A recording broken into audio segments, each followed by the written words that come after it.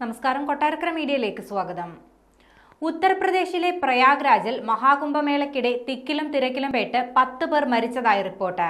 10 കോടി ഭക്തർ പങ്കെടുക്കുന്ന അമൃത് സ്നാനത്തിന് തൊട്ടു മുൻപാണ് അപകടമുണ്ടായത്. ഭക്തർ ഇരച്ചെത്തിയതോടെ ബാരിക്കേഡുകൾ തകർന്നതാണ് അപകടത്തിന് കാരണമെന്നാണ് പ്രാഥമിക നിഗമനം. പരിക്കേറ്റവരെ മേള ഗ്രൗണ്ടിനകത്തുള്ള ആശുപത്രികളിൽ പ്രവേശിപ്പിച്ചിരിക്കുകയാണ്. സംഘത്തിലേക്കുള്ള വഴിയിലെ ബാരിക്കേഡുകൾ തകർന്നാണ് നിരവധി ഭക്തർക്ക് പരിക്കേറ്റതെന്നും സ്ഥിതിഗതികൾ ഗുരുതരമല്ലെന്നും സ്പെഷ്യൽ എക്സിക്യൂട്ടീവ് ഓഫീസർ ആകാംക്ഷ റാണ മാധ്യമങ്ങളോട് പറഞ്ഞു. രാത്രി 1 മണിയോടെയാണ് സംഭവം നടന്നത്.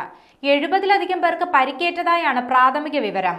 അതേസമയം പ്രധാനമന്ത്രി നരേന്ദ്രമോദി ഉത്തർപ്രദേശ് മുഖ്യമന്ത്രി യോഗി ആദിത്യനാഥുമായി സംസാരിച്ച് സ്ഥിതിഗതികൾ വിലയിരുത്തി.